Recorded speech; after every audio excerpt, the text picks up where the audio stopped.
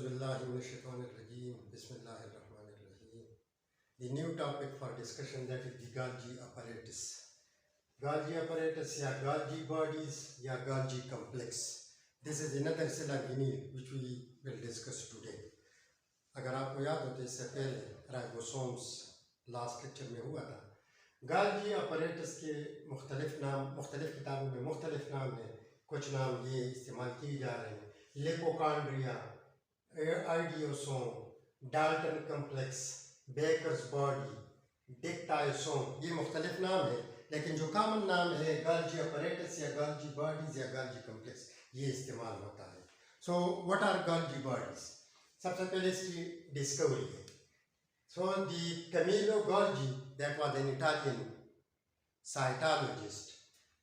He discovered Golgi apparatus in 1998 in nerve cells of owl. Owl एक animal है.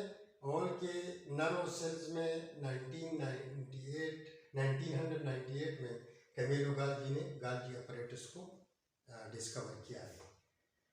ये याद रखें कि Golgi apparatus या Golgi bodies they occur in all eukaryotic cells.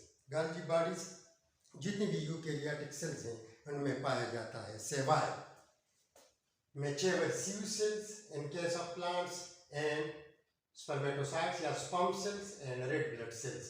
Red blood cells और sperm cells animal में, और प्लांट्स में सीव सेल्स, फ्लोएम में पाया जाता है. इन सेल्स के अलावा बाकी जितनी भी यूकेरियोटिक सेल्स हैं उनमें Golgi apparatus पाया जाता है, Golgi बॉडीज पाए जाते हैं. स्ट्रक्चर की तरफ आ जाए कि Golgi apparatus का स्ट्रक्चर किस तरह है. सो Golgi apparatus या Golgi bodies, it is formed by stakes of flattened sacs and with associated network of tubules and Golgi vesicles. अगर आप स्ट्रक्चर को देखें तो स्ट्रक्चर क्या है? स्टेक्स ऑफ फ्लैटेंड सेक्स है. स्टेक ऑफ फ्लैटेंड सेक्स, ये चिपके हुए सेक्स हैं. जिस तरह पैनकेक्स होते हैं, आलू पकौड़ा ले ले तो एक सेक, दूसरा सेक, तीसरा सेक, चौथा सेक, they are placed one above each other. The same is the case here. That is the network of flattened sacs. उन flattened sacs को क्या कहते हैं? सिस्टर्नी कहते हैं. और cisternae, each flattened sac, that is, they are bounded by two membranes. Double membrane सिलागिनी है Golgi apparatus. और साथ साथ टिब्यूल्स हैं, और टिब्यूल्स के साथ वेसिकल्स हैं. तो ये देख यहाँ पे ये सेल स्ट्रक्चर है. न्यूक्लियस के साथ endoplasmic reticulum, rough endoplasmic reticulum, smooth endoplasmic reticulum, और ये Golgi apparatus है. तो Golgi apparatus में तीन मुख्तलिफ हिस्से हैं. एक क्या है? फ्लैटेंड सेक्स है. ये फ्लैटेंड सेक्स है.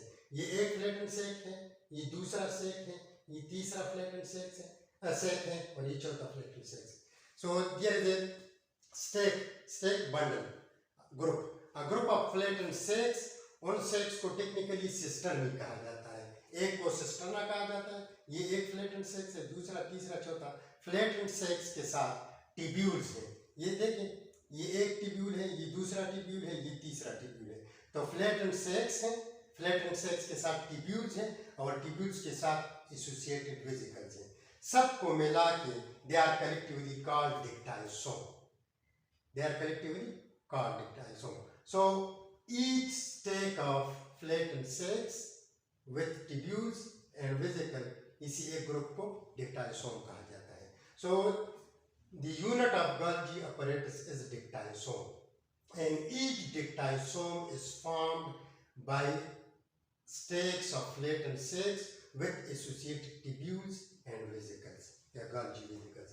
इसको ये कंप्लीट एक डिक्टायोसोम है या Golgi apparatus है. ठीक है.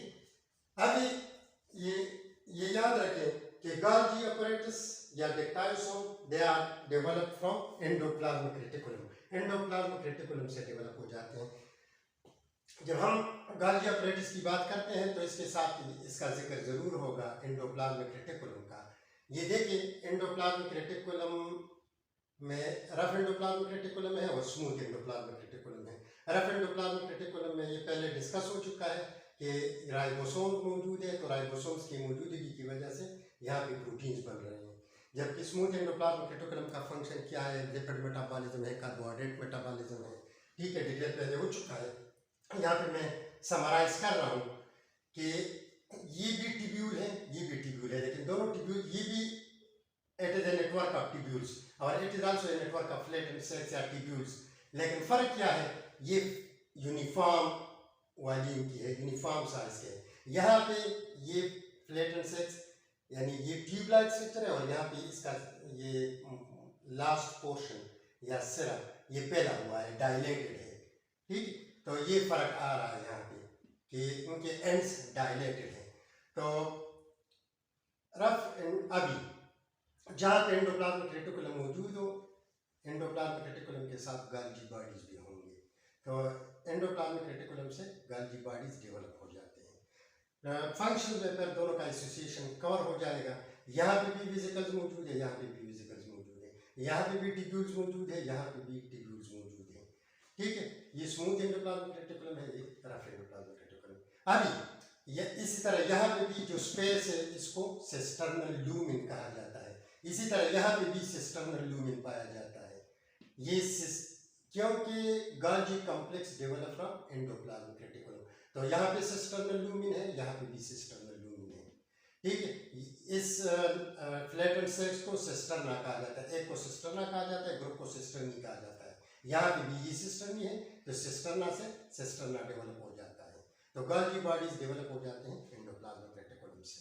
अभी डिटेल स्ट्रक्चर की तरफ आ जाए। गाल्जी कॉम्प्लेक्स के दो फेसेस हैं। फेस की अगर बात हो जाए तो एक है सिस फेस, ये देखिए cis face, cis face is directed towards nucleus. दूसरा है trans face, trans face is directed toward the plasma membrane. फर्ज करिए ये प्लाज्मा मेम्ब्रेन है, यहाँ से लेके यहाँ तक ये साइटोप्लाज्म है और ये न्यूक्लियस है, तो न्यूक्लियस की तरफ जो गाल्जी कॉम्प्लेक्स का फेस है उसको सिस फेस कहा जाता है। आउटर या ये प्लाज्मा मेम्ब्रेन की तरफ जो फेस है गाल्जी बॉडीज का, गाल्जी कॉम्प्लेक्स का, वो ट्रांस फेस कहा जाता है। डिटेल यहाँ पे देखें, सिस फेस को डिस्टल फेस भी कहा जाता है, मुख्तलिफ नाम है, फार्मिंग फेस भी कहा जाता है, और ये कन्वेक्स होता है। दिस फेस इज कन्वेक्स, ये कन्वेक्स होता है, ठीक। जबकि दूसरा ट्रांस फेस है, ये प्लाज्मा मेम्ब्रेन की तरफ, ट्रांस फेस को डिस्टल फेस भी कहा जाता है, मैचेवरिंग फेस भी कहा जाता है, और ये कनकेव होता है शेप में, तो कनकेव फेस भी कहा जाता है, और ये प्लाज्मा मेम्ब्रेन की तरफ है। अभी ये याद रखें दोनों फेसेस का डिटेल। सिस फेस को एंट्री फेस भी कहा जाता है, जबकि ट्रांस फेस को, यहाँ पे ट्रांस फेस या मैचेवरिंग फेस को एग्जिट फेस भी कहा जाता है। क्यों? आप लोगों को मालूम है कि रफ एंडोप्लाज्मिक रेटिकुलम में प्रोटीन सिंथेसाइज होते हैं, प्रोटीन सिंथेसिस होती है। प्रोटीन जब यहाँ पे सिंथेसाइज हो जाए तो ये प्रोटीन फर्ज करें इसकी पैकिंग हो जाए, मॉडिफाई हो जाए, लेकिन they are released in the form of vesicle. ये वेसिकल साइटोप्लाज्म में आ जाता है एंडोप्लाज्मिक रेटिकुलम से, चाहे रफ एंडोप्लाज्मिक रेटिकुलम है चाहे स्मूथ एंडोप्लाज्मिक रेटिकुलम। ये प्रोटीन सिंथेसाइज कर रहा है, ये कार्बोहाइड्रेट सिंथेसाइज कर रहा है या लिपिड सिंथेसाइज कर रहा है, तो वही मॉलिक्यूल्स रिलीज हो जाते हैं वेसिकल की शक्ल में, कवर आ जाता है, एनवलप आ जाता है, मेम्ब्रेन के ऊपर आ जाता है। फिर यहाँ पे स्पेशल प्रोटीन मौजूद है साइटोप्लाज्म में, यहाँ पे स्पेशल एंजाइम्स मौजूद है, वही उन एंजाइम्स की मदद से इसकी मॉडिफिकेशन हो जाती है और ये आ जाता है यहाँ पे गाल्जी कॉम्प्लेक्स की सिस्टम में, वेसिकल आ जाता है यहाँ पे इसकी फर्दर पैकिंग हो जाती है। तो फंक्शंस में डिटेल पढ़ेंगे, लेकिन बस ये याद रखें कि ये वेसिकल यहाँ पे आ जाता है। अभी ये वेसिकल्स, ये चूंकि सिस फेस है, तो सिस फेस पे एक ये है कि जब एंडोप्लाज्मिक रेटिकुलम में प्रोटीन्स बन जाए, वही प्रोटीन्स वेसिकल, ये वेसिकल की शक्ल में अगर रिलीज हो जाए तो एक वेसिकल, दूसरा वेसिकल, तीसरा वेसिकल, वही वेसिकल्स पर आपस में फ्यूज हो जाते हैं, कन्वर्ज हो जाते हैं और फ्लैटेंड सेल्स में चेंज हो जाते हैं। तो गाल्जी बॉडीज वही बात है कि एंडोप्लाज्मिक रेटिकुलम से बन रहा है। ये देखें cis face toward the nucleus, और यहाँ पे vesicles cut off from the rough endoplasmic reticulum, या दोनों से हो सकते हैं, they fuse and converge with cis face to form new vesicle, ठीक। तो यहाँ पे जब आ जाते हैं तो फिर ये प्रोसेस हो जाता है और फिर यहाँ पे ट्रांसफेज पे वही वेसिकल मॉडिफिकेशन के बाद, पैकेजिंग के बाद इसकी स्पेशल पैकेजिंग हो जाती है और फिर दोबारा रिलीज हो जाते हैं। ठीक है, तो ये ट्रांसफेज को एग्जिट फेज कहा जाता है। यहाँ पे वेसिकल एंटर हो जाता है, ये एंट्री गेट है और ये एग्जिट गेट है। तो सिस फेज को एंट्री फेज कहा जाता है, ट्रांस फेज को एग्जिट फेज कहा जाता है। डिटेल अभी आगे पढ़ेंगे कि ये देखिए यहाँ पे ये लिखा हुआ है सिस्टम में ब्रेक वेसिकल रिलीज और ट्रांसफेज, यहाँ पे दोबारा ये रिलीज हो जाते हैं। फिर फंक्शंस की तरफ आते हैं तो और डिटेल क्लियर हो जाएगा। फंक्शन में देखिए पहला फंक्शन मैंने क्या लिखा है गोल्गी बॉडीज का। Golgi bodies store complex molecules या स्टोर कार्बोहाइड्रेट्स। मैंने कहा है कि यहाँ पे प्रोटीन सिंथेसाइज हो रहा है, जबकि स्मूथ एंडोप्लाज्मिक रेटिकुलम में लिपिड्स और कार्बोहाइड्रेट सिंथेसाइज हो रहा है। तो स्पेशली कार्बोहाइड्रेट्स, लेकिन साथ साथ लिपिड भी आ जाते हैं, प्रोटीन भी आ जाते हैं। ठीक है, यहाँ पे सिंथेसाइज हो रहे हैं। इसके अलावा गोल्गी बॉडी में ये तो यहाँ आ जाते हैं, लेकिन गोल्गी बॉडीज में बजाते खुद कार्बोहाइड्रेट्स की स्टोरिंग हो रही है। तो गोल्गी बॉडीज स्टोर कार्बोहाइड्रेट्स, ये पहला फंक्शन है। दूसरा जो मेजर फंक्शन है यहाँ पे देखें, Golgi bodies are involved in transportation and distribution of molecules. ये याद रखें कि गोल्गी बॉडी सेल का पोस्ट ऑफिस है। ये यानी यहाँ पे जितनी भी प्रोटीन मॉलिक्यूल सिंथेसाइज हो रहा है या कार्बोहाइड्रेट सिंथेसाइज हो रहे हैं, लिपिड मॉलिक्यूल सिंथेसाइज हो रहे हैं, गोल्गी बॉडीज में आ जाते हैं और यहाँ से फिर टारगेट प्लेस पे पहुँच जाते हैं। यहाँ पे प्रोसेस होके फिर टारगेट प्लेस पे चले जाते हैं साइटोप्लाज्म में, प्लाज्मा मेम्ब्रेन की तरफ से वॉल फॉर्मेशन के लिए मुख्तलिफ फंक्शन में फिर इस्तेमाल होते हैं। तो गोल्गी बॉडीज का मेन फंक्शन क्या है?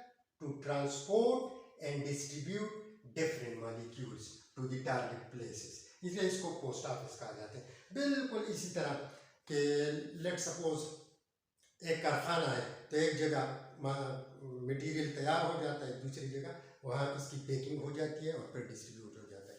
तो एंडोप्लाज्मिक रेटिकुलम मटेरियल्स को तैयार कर रहे हैं, फिर वही मटेरियल्स प्रोवाइड किए जा रहे हैं गोल्गी कॉम्प्लेक्स को।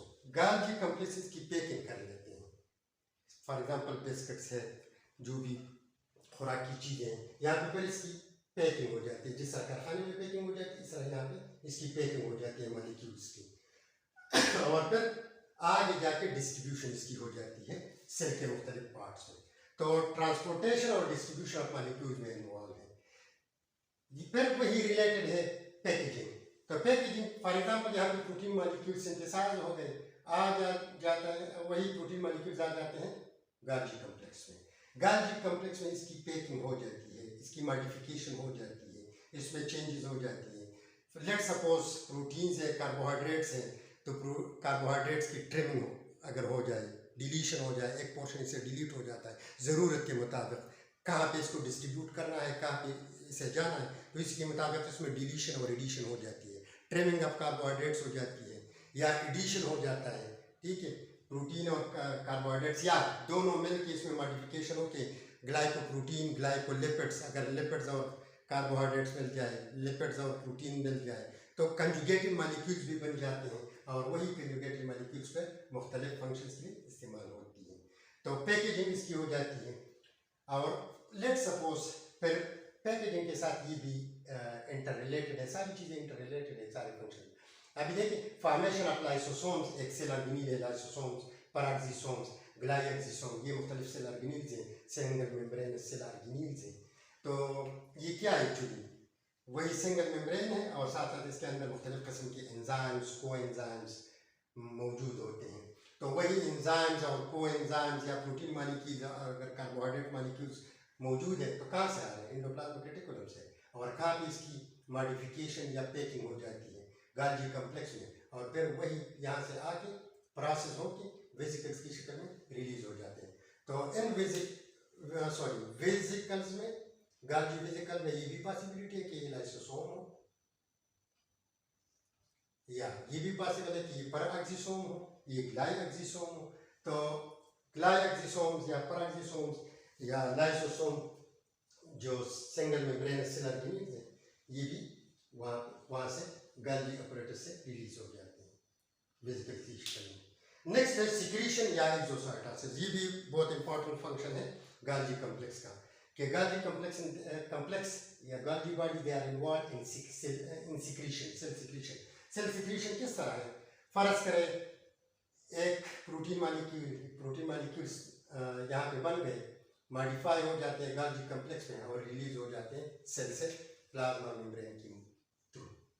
इसकी सिक्रीशन हो जाती है, रिलीज हो जाते हैं, दी मुख्तलिफ किस्म के प्रोटीन मालिक्यूल्स रिलीज हो जाते हैं, तो ये सिक्रीशन है। सिक्रीशन का दूसरा मतलब ये भी है कि इंसेक्टिवोरस प्लांट्स में अगर आप देखें, the गाल्जी bodies release special digestive enzymes and those special digestive enzymes trap the insects को ट्रैप करने के लिए एंजाइम्स रिलीज कर रहे हैं, तो वो भी सिक्रीशन में आ जाता है। और ये जो मैं बता रहा हूँ इसको आप एक्सोसाइटोसिस भी कह सकते हैं। तो प्लाज्मा मेम्ब्रेन की मदद से मुख्तलिफ मालिक्यूल्स रिलीज हो जाते हैं अगर ज़रूरत ना हो। ठीक है, next, Golgi complex provide surface area to the cell membrane. किस तरह? फिर वही बात है, प्रोटीन सिंथेसाइज हो जाते हैं, प्रोटीन्स रिलीज हो जाते हैं, आ जाते हैं साइटोप्लाज्म में रिलीज हो जाते हैं और फिर गाल्जी कॉम्प्लेक्स में आ जाते हैं। तो वही प्रोटीन मॉलिक्यूल्स प्लाज्मा मेम्ब्रेन के साथ फ्यूज हो जाते हैं। तो प्लाज्मा मेम्ब्रेन में क्या है? लिपोप्रोटीन स्ट्रक्चर है प्लाज्मा मेम्ब्रेन का। प्रोटीन मुख्तलिफ किस्म के प्रोटीन मॉलिक्यूल्स मौजूद है, ट्रांसप्रोटीन्स, कैरियर प्रोटीन्स, ट्रांसपोर्टेशन प्रोटीन्स, मुख्तलिफ किस्म के प्रोटीन मुख्तलिफ फंक्शन में इन्वॉल्व है जो प्लाज्मा मेम्ब्रेन में मौजूद है। तो वही प्रोटीन कहाँ से आ रहे हैं? गाल्जी बॉडीज से। तो Golgi bodies provide surface area to the cell membrane. Next क्या है? Golgi bodies are involve in the formation of cell wall in case of plant cells. किस तरह? आप लोगों को पता है कि सेल डिवीजन के दो पार्ट्स हैं, साइटोकाइनेसिस और karyokinesis. Karyokinesis, that means the division of a nucleus into two. A single division, the process by which a single division divides into two nuclei. ये karyokinesis है। और cytokinesis, the division of cytoplasm into two. तो ये इतना simple नहीं है कि simple division है, कंप्लीट प्रोसेस आप लोग जानते हैं, मियोसिस, माइटोसिस, डिटेल कहीं आ जाएगा। लेकिन यहाँ पे साइटोकाइनेसिस के दौरान जो लास्ट स्टेज है डिवीजन का, माइटोटिक डिवीजन का, टेलोफेज स्टेज में क्या हो जाता है? The plant cell divides when it starts to divide into two, तो वहाँ पे एक प्लेट बन जाता है और उसी प्लेट को, सेल प्लेट को फ्रेगमोप्लास्ट कहते हैं। ये याद रखें कि प्लांट सेल और एनिमल सेल के डिवीजन में थोड़ा सा फर्क है। फर्ज करें ये एक एनिमल सेल है, let's suppose this is an animal cell. तो एनिमल सेल फर्ज करें पहले the same nucleus it divides into two, nucleus दो में तकसीम हो जाते हैं, दो न्यूक्लियस बन जाते हैं। तो फिर प्लाज्मा मेम्ब्रेन से के साइड से यहाँ से लेट सपोज न्यूक्लियस डिवाइड हो गया, न्यूक्लियस डिवीजन के बाद फिर साइटोप्लाज्म डिवीजन शुरू हो जाता है बाहर की तरफ से। इसी तरह साइटोप्लाज्म आहिस्ता आहिस्ता डिवाइड हो रहा है और कंप्लीटली साइटोप्लाज्म डिवाइड हो जाता है टू, दो सेल्स में। ये एनिमल सेल में। प्लांट सेल में इसका अपोजिट है। किस तरह? प्लांट सेल में लेट सपोज ये एक सेल है, दोबारा वही सेल में ले रहा हूँ, ये वही एक न्यूक्लियस है। सबसे पहले न्यूक्लियस दो में तकसीम हो जाता है, कैरियोकाइनेसिस हो जाती है। कैरियोकाइनेसिस के बाद इसी तरह नहीं है कि ये प्लाज्मा मेम्ब्रेन इन्वेजिनेट हो जाए और सेल डिवाइड हो जाए, नहीं। कार्बोहाइड्रेट्स मौजूद है बिकॉज गाल्जी कॉम्प्लेक्स स्टोर्स कार्बोहाइड्रेट्स, या दूसरे अल्फाज में ये कहें कि यहाँ पे एंडोप्लाज्मिक रेटिकुलम में पेक्टिन जो मिडिल लेवल को बना रहा है, पेक्टिन का कॉम्प्लेक्स कार्बोहाइड्रेट है, कॉम्प्लेक्स कार्बोहाइड्रेट। वही कॉम्प्लेक्स कार्बोहाइड्रेट एंडोप्लाज्मिक रेटिकुलम में सिंथेसाइज हो रहा है, फिर रिलीज होके यहाँ से प्रोसेस होके सेल वॉल की तरफ चला जाता है, पेक्टिन या सिंपली कार्बोहाइड्रेट्स के। तो वही कार्बोहाइड्रेट्स सेल वॉल फॉर्मेशन में इन कार्बोहाइड्रेट्स का रोल है। क्या रोल है? वही कार्बोहाइड्रेट्स आके यहाँ पे लेट सपोज एक मॉलिक्यूल यहाँ पे आ जाता है, दूसरा मॉलिक्यूल आ जाता है सेंटर में, फिर तीसरा मॉलिक्यूल, फिर चौथा मॉलिक्यूल, और इसी तरह ये एक प्लेट बन रही है टुवर्ड्स द आउटसाइड, और आखिर में the cell divides into two. पहले ये प्लेट बन गया, इसको सेल प्लेट या फ्रेगमोप्लास्ट कहते हैं। Phragmoplast formation starts in the last stage of the mitotic division telophase में, ठीक है। न्यूक्लियर डिवीजन के बाद साइटोप्लाज्म तकसीम होगा और वही फिर मॉडिफाई होगा मिडल लैमिना में। तो Golgi complex is involved in the formation of fragmoplast in plants. This is all about Golgi complex. मैं रिवाइज कर रहा हूँ कि Golgi complex यूकेरियोटिक सेल में पाया जाता है, डबल मेम्ब्रेनस सेल आर्गिनिन है, फिर मैच्योर सीव सेल्स में और स्पर्म सेल और रेड ब्लड सेल्स में एब्सेंट है Golgi बॉडी। ये कॉम्बिनेशन है फ्लैटेंड सेक्स का, टिब्यूल्स का और वेसिकल्स का, ठीक है। वेसिकल क्या है, ट्यूब्यूल क्या है, स्ट्रक्चर में शेप जाहिर किया गया है, ठीक है। बिल्कुल देयर इज इसको क्या कहते हैं, flattened sacs. The flattened sacs they are placed about each other और इसके साथ साथ नेटवर्क होता है ट्यूब्यूल का और फिर वेसिकल से रिलीज हो जाते हैं। They are always develop from the endoplasmic reticulum.